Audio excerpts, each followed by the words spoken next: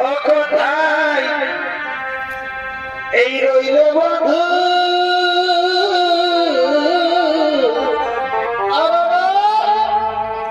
আরে তোকে আজি এমনে পড়েছে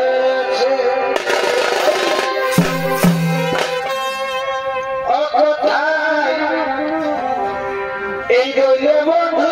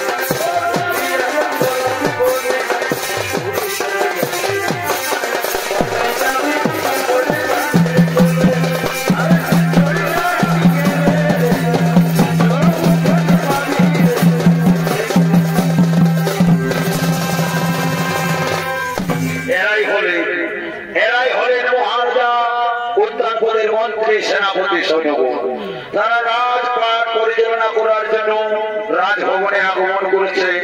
আর অন্যদিকে মহারাজা উত্তানপাদ তিনিও রাজপাট পরিচালনা করার জন্য ধীরে ধীরে তার রাজভবনে আগমন করিতেছে।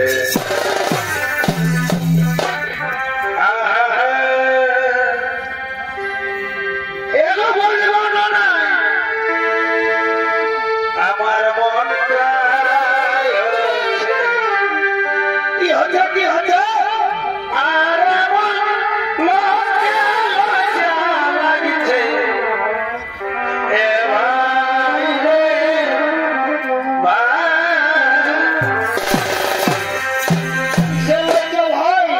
অবলকন বানারি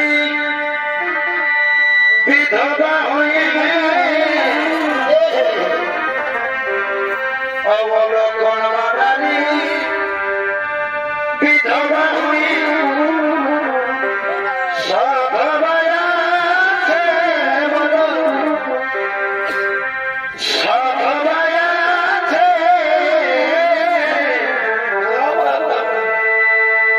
আজব কথা শুনবি সবার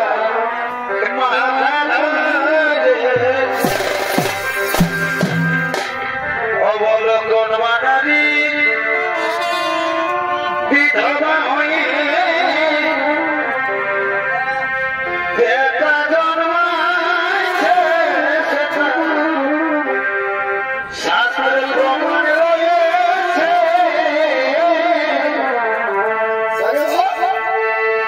আজব কথা শুনে সবার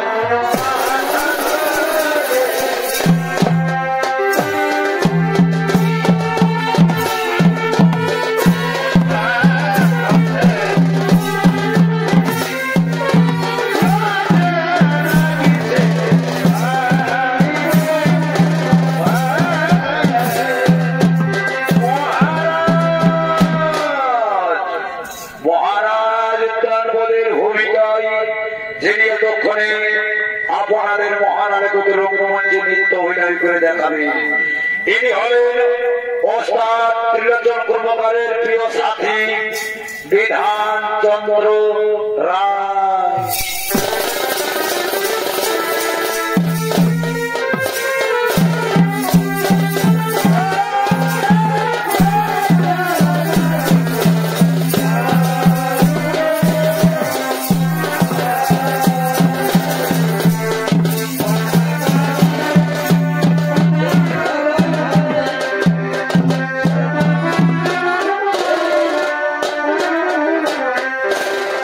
Oh,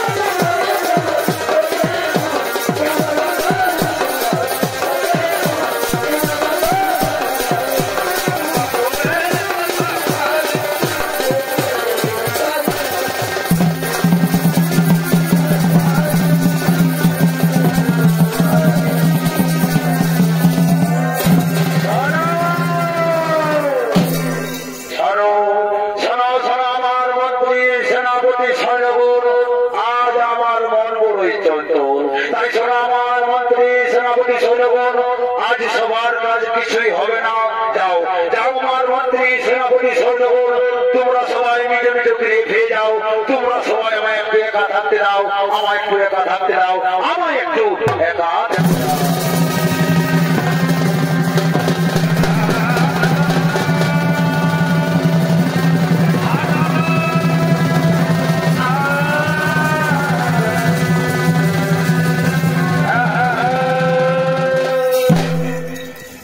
দর্শক মন্ডলী, মহারাজা উত্তরবোধ চিন্তামগ্ন হয়ে রাজপ্রাসাদে বসে পড়লেন। আর অন্যদিকে তার ছোট রানী সুরুচি তিনি তার সঙ্গী সাথীদের সঙ্গে লয়ে রাজভবনে আগমন করিতেছে।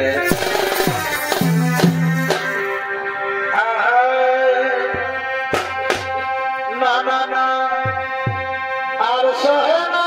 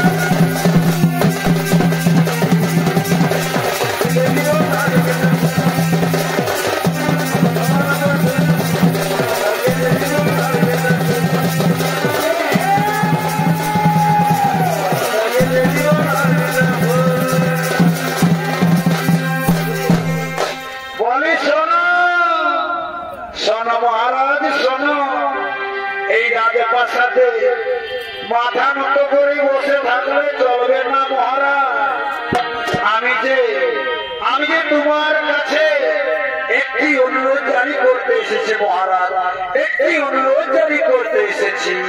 বলো বলো সুরজি, কি তোমার মনের অভিলাষ? তুমি আমার নিকটে খুলে বলো, তুমি আমার নিকটে খুলে বলো। শোনো মহারাজ, তার আগে তুমি আমার কাছে ত্রিসত্য অঙ্গীকার করো। আমি যা চাইব তুমি আমাকে তাই দেবে মহারাজ, তুমি আমাকে তাই একই কথা শোনালে শুনেছি। কি এমন কথা যার জন্য তোমার কাছে আমাকে ত্রিসত্য অঙ্গীকার করতে হবে, যার জন্য তোমার কাছে আমাকে ত্রিসত্য অঙ্গীকার করতে হবে? হ্যাঁ মহারাজ, হ্যাঁ, আগে তুমি আমার কাছে ত্রিসত্য অঙ্গীকার করো, তারপর আমি আমার মনের অভিলাষ তোমার নিকটে করব সমর্থ। বেশ রানী, শুনেছি তাই হবে।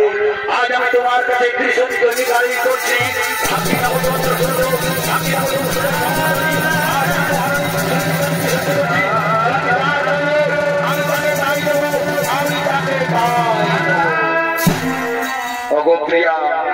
আমি তোমার কাছে করছি ত্রিসত্য অঙ্গীকার। এখন তুমি তোমার মনের অভিলাষ আমার নিকটে খুলে বলো, আমার নিকটে খুলে বলো। শোনো মহারাজ, শোনো, তুমি যখন আমার কাছে করেছো ত্রিসত্য অঙ্গীকার, তখন আমি আমার মনের কথা তোমার নিকটে বলে ফেলি মহারাজ, তোমার নিকটে বলে শুনেছি।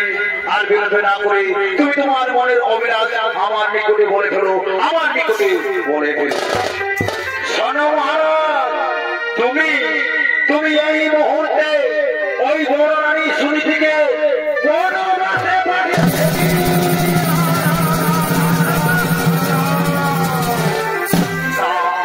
তা হই না শুনেছি, তা হই না। কেমন করে আমি সুনীতিকে বনবাসে পাঠিয়ে দিব? তার তো কোনো দোষ, কোন অপরাধ আমি দেখতে পাচ্ছি না। না না, তুমি আমার এই কথা বলে শুনেছি, তোমার ওই কথা দেখতে না। একই মহারাজ, তুমি যে আমার কাছে করেছো ত্রিসত্য অঙ্গীকার, তুমি যদি আমার কথা না রাখলে তাহলে আমার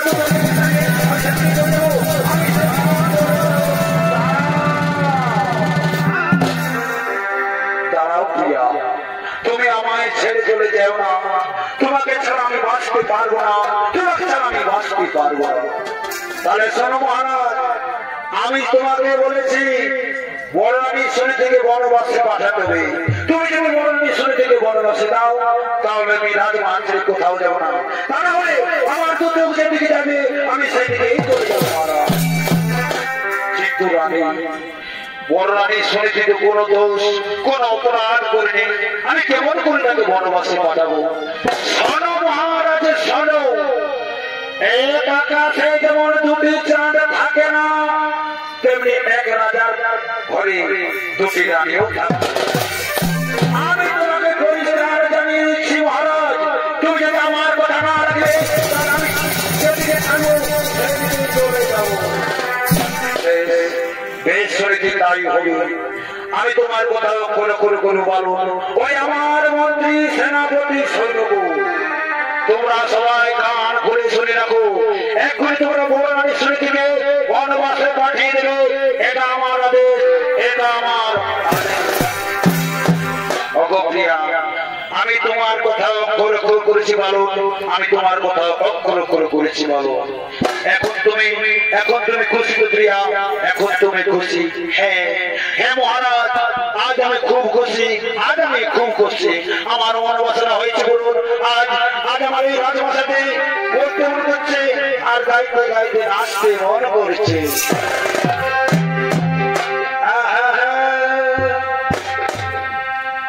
এগো তুমি কত সুন্দর,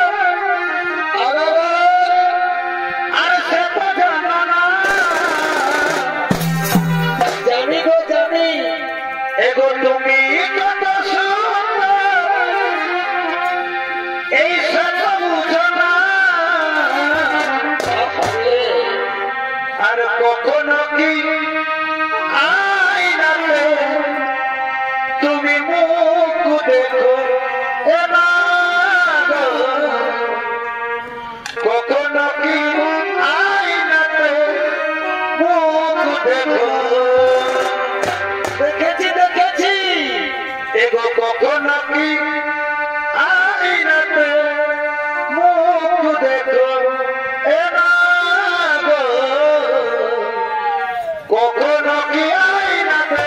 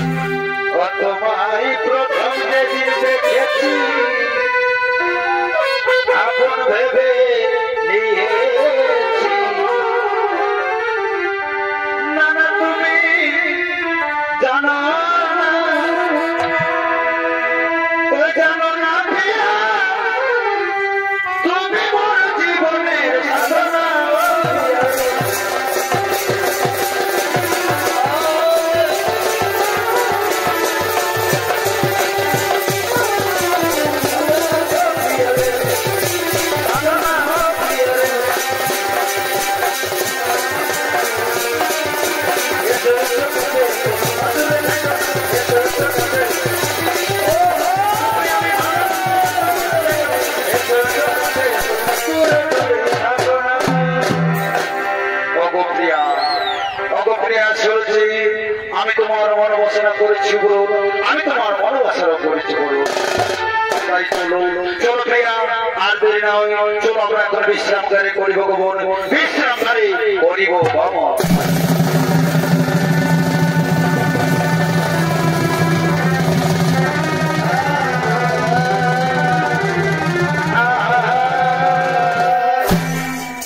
দর্শক মন্ডলী, মহারাজা শুনেছি কথা মতো তার বড় রানী সুনীতিকে তার মন্ত্রী সেনাপতিদের সঙ্গে দিয়ে বনবাসে পাঠিয়ে দেয়।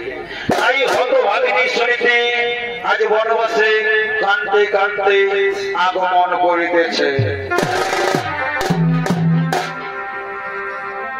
আর পাখি জমা এ দিও দয়া,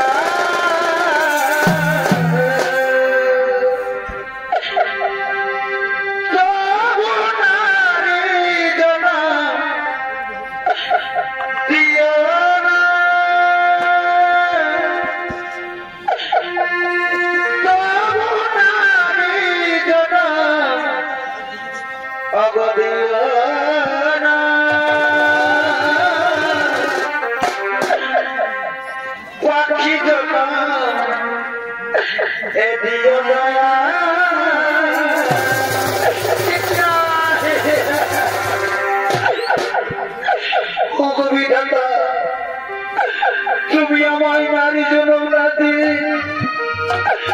তুমি আমায় পাখি জন্ম দিতে পারতে দয়াময়।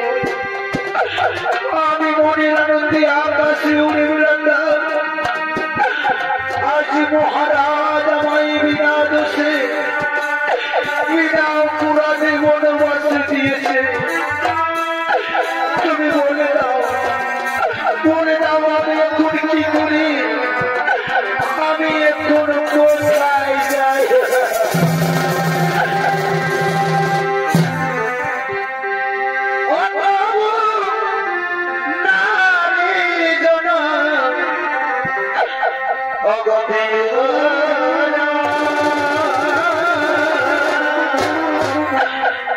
পাখি জনা দিও দয়া,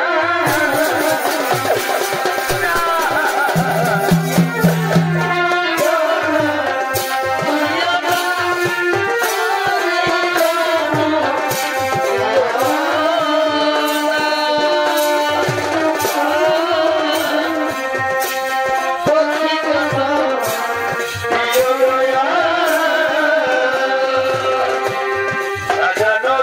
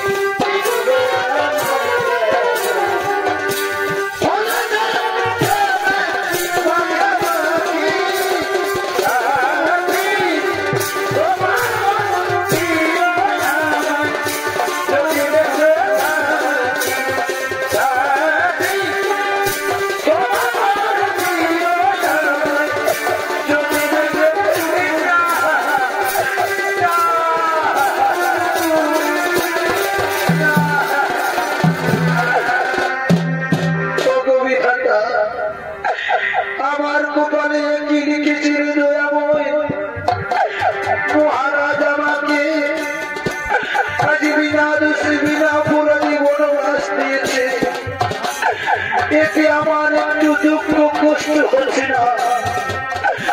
দুঃখ শুধু একটাই, আমি গর্ভে ধারণ করতে পারলাম না এক সন্তানের। এই সংসারের গর্ভধারণী মায়েদের মতো আমিও যদি হতে পারতাম এক সন্তানের মাতা, তাহলে তার মুক্তি আমি সব দুঃখ যন্ত্রণা ভুলে যেতাম। তুমি আমায় কত কষ্ট দেবে, আমায় কত কষ্ট দেবে।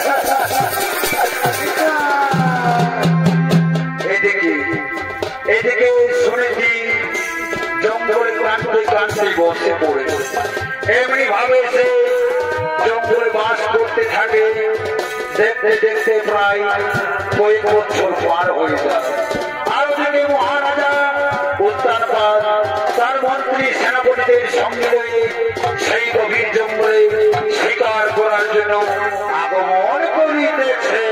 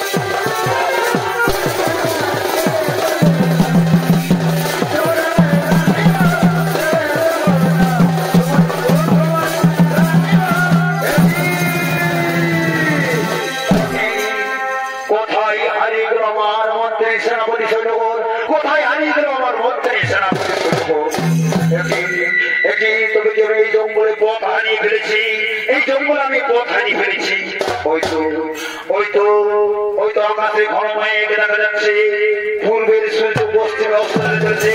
এখন আমি কি করি ভাই, কোথায় একটু আশ্রয় পাই, কোথায় আমি একটু আশ্রয় পাই। কিন্তু একই ওই তো দূরে একটি বর্ণকুটির দেখতে পাওয়া যাচ্ছে। আমি আর বিলম্ব করবো না, আমি সেখানে একটু আশ্রয় দেবো, সেখানে আমি একটু আশ্রয় দেবো, আশ্রয় দেবো, আশ্রয় দেবো, আশ্রয় দেবো, আশ্রয় দেবো। বলি কে আছো, কে আছো এই বর্ণকুটিরের ভেতরে? আমাকে এই ঝড় বৃষ্টির হাত থেকে একটু আশ্রয় দাও না গো, আমাকে একটু আশ্রয় দাও, আমাকে একটু আশ্রয় দাও। এই গভীর জঙ্গলে কে যেন চিৎকার করে বলছে, আমাকে একটু আশ্রয় দাও, আমাকে একটু আশ্রয় দাও। কিন্তু এই জঙ্গলে আমি ছাড়া আর অন্য কেউ বাস করে না তো। তবে কি কোনো মানুষের বিপদ হয়েছে? না না, আমি আর কোনের ভেতর থাকবো না, আমি এগিয়ে দেখি আর কোনো বিপদ হয়েছে নাকি। কারো কোনো বিপদ হয়েছে না।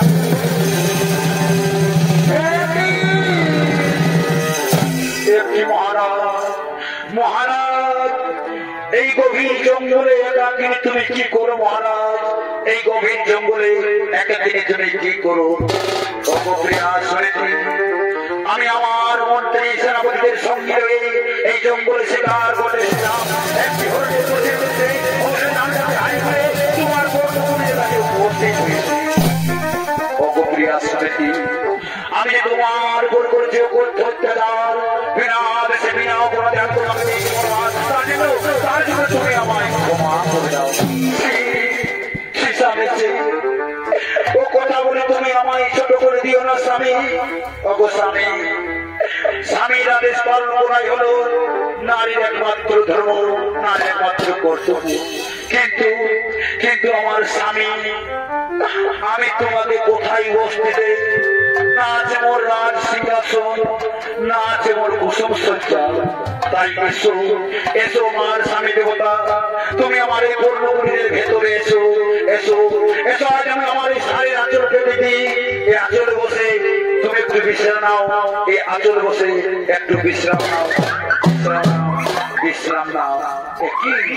একই শুনে কি মনে হচ্ছে ভোর হয়ে গেছে। এখন তুমি আমাকে আঁচল চেপে দাও যাও। আমি এখন রাজমহলে ফিরে যাই, আমি এখন রাজমহলে ফিরে যাই। ওগো স্বামী, যাবে যদি যাও, আমি তোমাকে বাধা দেব না স্বামী, আমি তোমাকে বাধা দেব না। কিন্তু স্বামী, তুমি কি জানো আজ আমি ঋতুমতী, তাই শুভক্ষণে শুভরূপে তোমার সঙ্গে হইল আমার বিয়োগ। তাই তোমার ওরসে আমার গর্ভে যে সন্তান জন্ম নিতে চলেছে, সেই সন্তান যেন কোনদিন চারজ সন্তান বলে অপমান না হয়। দুঃখ করো না, দুঃখ করো না রানী। তোমার গর্ভে যে সন্তান জন্ম নিতে চলেছে, সেই সন্তান আমার অরস্থাত বলেই ঘোষিত হবে এই অমনে মণ্ডলে। এখন আমি আসি প্রিয়া, এখন আমি আসি। বিদায় বিদায় বিদায়।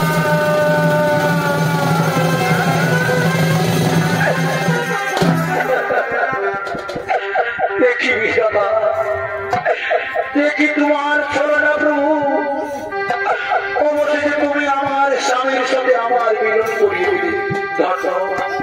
দণ্ড বিধাতা।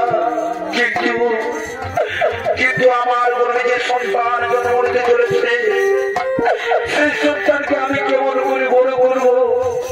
তুমি আমায় রক্ষা করো, তুমি আমায় রক্ষা করো।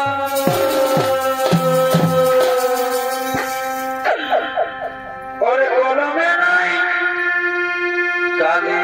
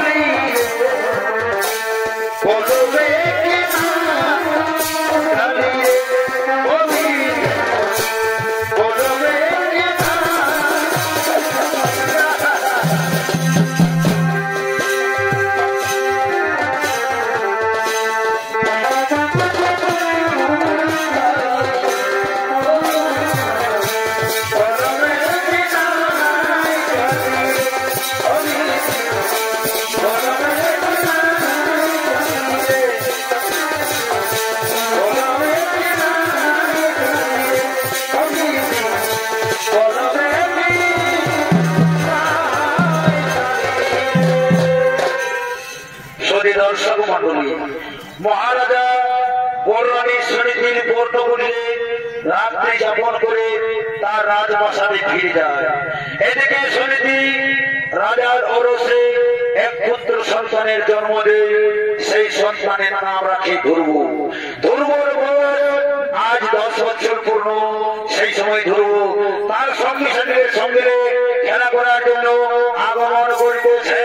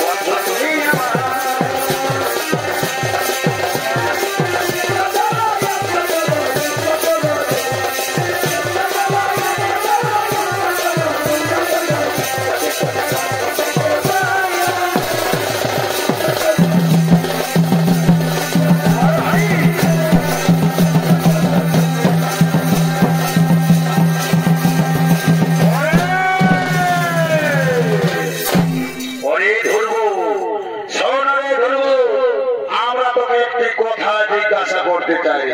ওরে আমাদের তো সকলের মাতা পিতা আছে, কিন্তু তোর মাতাকে আমরা সবাই দেখতে পাই, কিন্তু তোর পিতাকে তো আমরা কেউ দেখতে পাই না রে। সত্যি করে বলতে ধ্রুব, কে তোর পিতা? তোর পিতা কোথায় থাকে? তোর পিতার নাম কি? শোনো বন্ধুরা, আমি তো আমার পিতার নাম জানি না, তাই তোমরা এখানে একটু অপেক্ষা করো। আমি এখনই আমার মাতার কাছ থেকে আমার পিতার নাম জেনে আসছি, আমার পিতার নাম জেনে আসছি।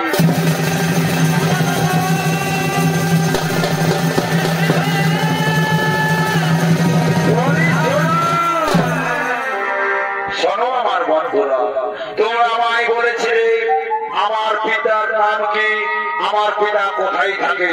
তাহলে শোনো শোনো বন্ধুরা, আমার পিতা হচ্ছে এই রাজ্যের মহারাজা।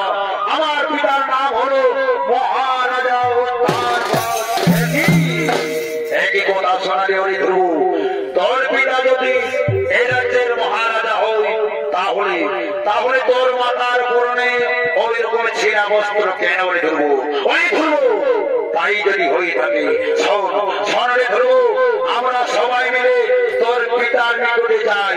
তোর পিতা তোকে দেখলে নিশ্চয়ই তোকে করে তুলে নেবে, নিশ্চয়ই তো তোকে আদর করবে। হ্যাঁ বন্ধু, তোমরা তো ঠিক কথাই বলেছো। তবে আর দেরি নয়, চলো চলো বন্ধু, আমরা রাজপ্রাসাদে চলে যাই।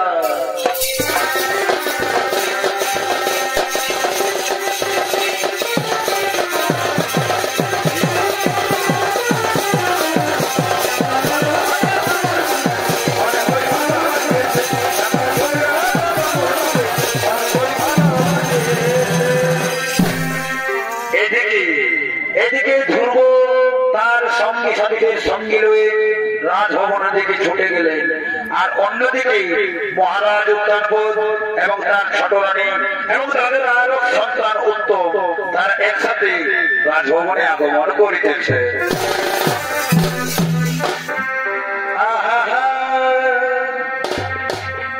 ওরে আমি কি তোর এই আপন ছিলাম, এ না রে এগোই না। ওরে আমি কি তোর আপন ছিলাম না, ওরে আমি কি তোর আপন ছিলাম, এ না রে এগোই না। আমি কি তোর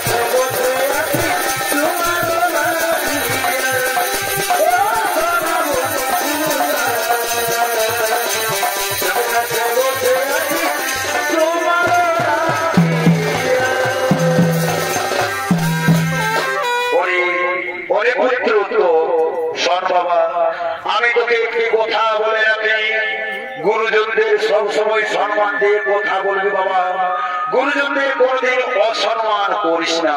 কিন্তু একই বালক কে তোমরা, কিসের লাগিয়া তোমরা এই রাজপ্রাসাদে এসেছো, কিসের লাগিয়া তোমরা আমার রাজপ্রাসাদে আগুন? মহারাজ, ওগো মহারাজ, তুমি কি সত্য সত্যই আমাকে চিনতে পারছো না? মহারাজ, তুমি কি সত্য সত্যই আমাকে চিনতে পারছো না? ওরে বলো, ওরে বলো, আমি কেমন করে তোমাকে চিনবো বাবা? তুমি তোমার পিতা মাতার নাম আমার সম্মুখে ঘুরে বলো, আমি নিশ্চয়ই তোমাকে চিনব। ওগো, ওগো মহারাজ, তুমি আমার পিতা মাতার নাম জানতে চাইছো তাই না? শোনো মহারাজ, আমার নাম হলো ধ্রুব, আর আমার মাতা হচ্ছে দুঃখিনী, সে কিনা কিনে কিনে জঙ্গলে কেঁদে বেড়ায়। আমার মাতার নাম শুনেছি, আর আমার পিতার নাম হচ্ছে মহারাজা উৎপাদন।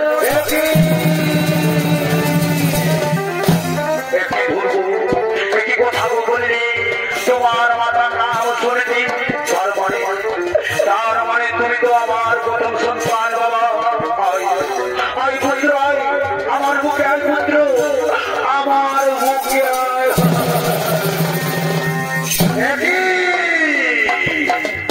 একই মহারাজ কোথাকার থেকে জঙ্গল থেকে এক ভিখারির বার্তা এসে তোমাকে পিতা বলে ডাকো, আর তুমি তাকে বেশ করে বসে আদর করতে লাগলো।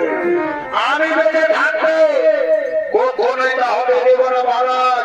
অনেক বড় বল, কেন এখানে এসেছিস? কেন রাজপ্রাসাদে এসেছিস?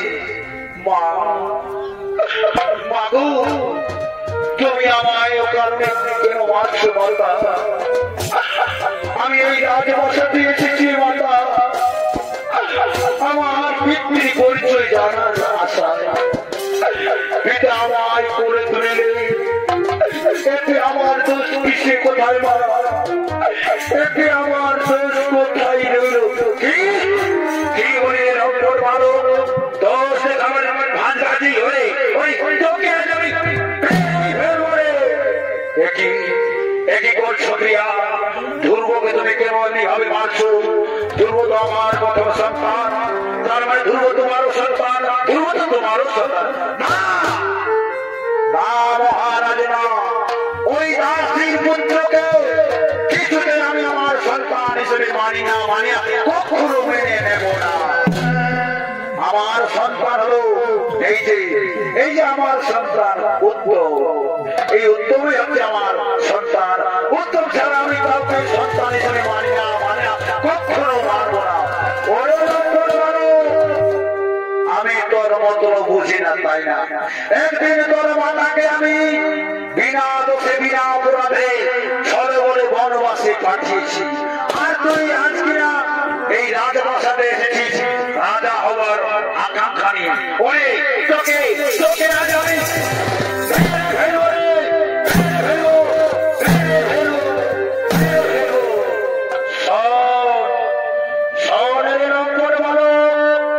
আমি যতদিন বেঁচে থাকবো এই রাজপ্রাসাদে আমার রাজত্ব চলবে।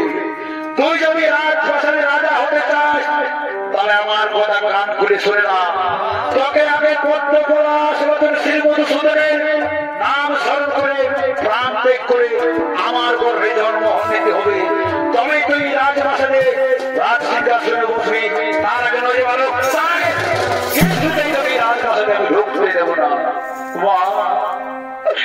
মাধু, আমি আর কোনদিন রাজপ্রাসাদে আসবো না। মা করি আমার বন্ধুরা, চলো চলো বন্ধু, আমরা আমাদের পূর্ণ কুটিরে ফিরে যাই, আমাদের পূর্ণ কুটিরে ফিরে যায়।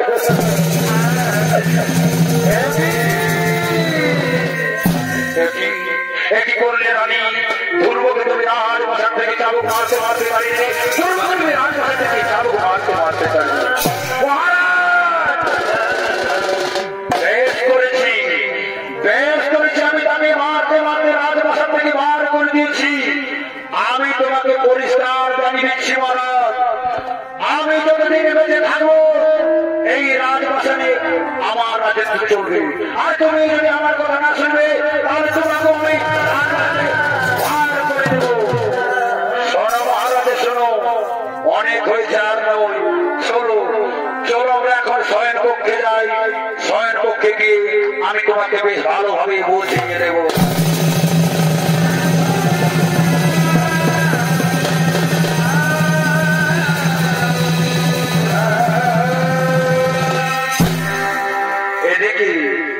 এদিকে শুনেছি রাজপ্রাসাদ থেকে ধ্রুবকে মারতে মারতে তাড়িয়ে দেয়, আর অন্যদিকে হতভাগিনী শুনেছি তার পুত্র ধ্রুবকে দেখতে না পেয়ে কাঁদতে কাঁদতে ডাকতে ডাকতে আগমন করছে।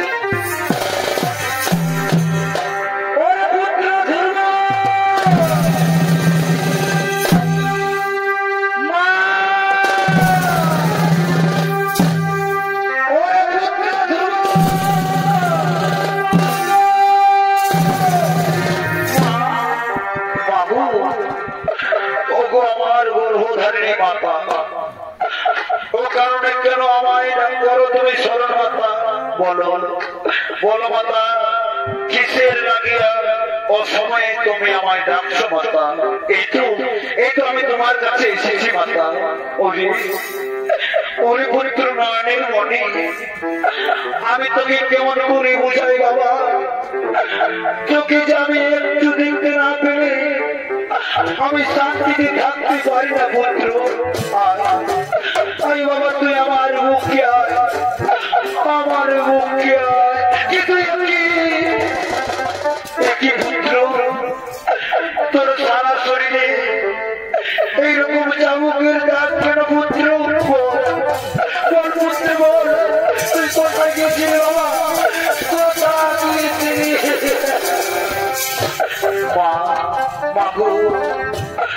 আমি আমার বন্ধুদের সঙ্গে লইয়ে আমি রাজপ্রাসাদে আমার পিতার কাছে গিয়েছিল মাতা। সেখানে পিতা আমায় সন্তান মেনে ভেবে আমায় বুকে তুলে দেয় মাতা। আর সেই সময় ছোট বয়সে আমাকে রাজপ্রাসাদ থেকে চাবুক মারতে মারতে করে তাড়িয়ে দিয়েছে। পুত্র, কেন তুই সেখানে গেছিল বাবা? ওই ডাইনি আমাকে একদিন মিথ্যে উপহার দিয়ে রাজপ্রাসাদ থেকে তাড়িয়ে দিয়েছিল, আর তোকে মারতে মারতে রাজপ্রাসাদ থেকে বার করে দিয়েছে। সংসারের গর্ভধারিণী মায়েরা, তোমরা সবাই নয়ন মিলে তাকিয়ে দেখো, এক দুগ্ধপুষ্য বালকের উপর সতমায়ের কেমন নির্মম অত্যাচার, সতমায়ের কেমন নির্মম অত্যাচার। মা, তুমি আমায় বলে দাও না মাতা, পদ্ম পড়া আশ্রচন শ্রী মধুসূদনের স্মরণ আমি কেমন করে পাইব মাতা? ওরে পুত্র, ওরে পুত্র, পদ্ম পড়া আশ্রচন শ্রী মধুসূদনের স্মরণ খুব দুষ্কর বাবা। তাই মনোবাক্য দিয়ে রাখলে হয়তো তাকে নিশ্চয়ই স্মরণ পাওয়া যাবে। বেশ মাতা, তাই হবে। এসো মাতা, তুমিও আমার সাথে একসাথে গায়ে মনোবাক্য দিয়ে পদ্ম পলাশ রচন শ্রী মধুসূদনের করো স্মরণ, পদ্ম পলাশ রচন শ্রী মধুসূদনের করো। কোথায় কোথায় প্রভু নারায়ণ, দেখা দাও, দেখা দাও প্রভু, একটিবারের মতো দেখা দাও। এই দুঃখিনী মায়ের চোখের জল মুছি খোলার জন্য একটিবারের মতো তুমি দাও। কৃষ্ণ করুণা সিন্ধু দীনবন্ধু জগৎপতি গোপেশ্বর গোপিকা কান্ত রাধা কান্ত নমস্তে।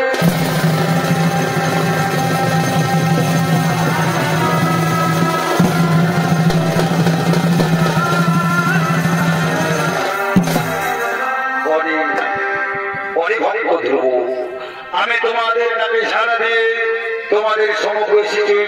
ওঠো ওঠো ভক্ত, তোমরা নয় নয়ে তাকিয়ে দেখো, আমি তোমাদের সম্মুখে দাঁড়িয়ে রয়েছি, আমি তোমাদের সম্মুখে দাঁড়িয়ে এসেছি। এসেছেন আমার ভক্ত বাঞ্ছা কল্পতরু। দয়াময়, সত্য যদি আপনি আমাদের তপস্যায় সন্তুষ্ট প্রভু, তাহলে তাহলে আপনি আমাদের শত কোটি প্রণাম করুন। তথাস্তু। আও সবার ভবু, আও সবার ভবু। বলো বলো ভক্ত, কিসের লাগিয়া অসময় আমায় করছো স্মরণ? বিধাতা, অন্তরে যাবি, তুমি কি সব জানো বিধাতা? আমার পিতা আমার মাতাকে বিনা দোষে বিনা অপরাধে চোখ ধরে পাঠিয়েছে।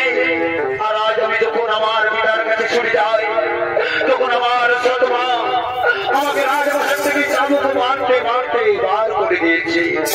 আর বলেছে, আমি যেদিন পদ্ম পলাশ বদলশীল মধুসূদনের 22 বছর, সেই দিন আগে আমি আমার মাতার চোখে জল মুছে ফেলে আমি হব এই রাজ্যের মহারাজা ধ্রুব, আমি হব এই রাজ্যের মহারাজা। তথাস্তু, তাই হবে ভক্ত। আমি আশীর্বাদ করি, তুমি হবে এই রাজ্যের মহারাজা। পরে ধ্রুব, তুমি 60 বছর ধরে রাজত্ব করবে এই রাজ্যে, সন্তানের নেই পালন করবে তুমি তোমার প্রজাদের।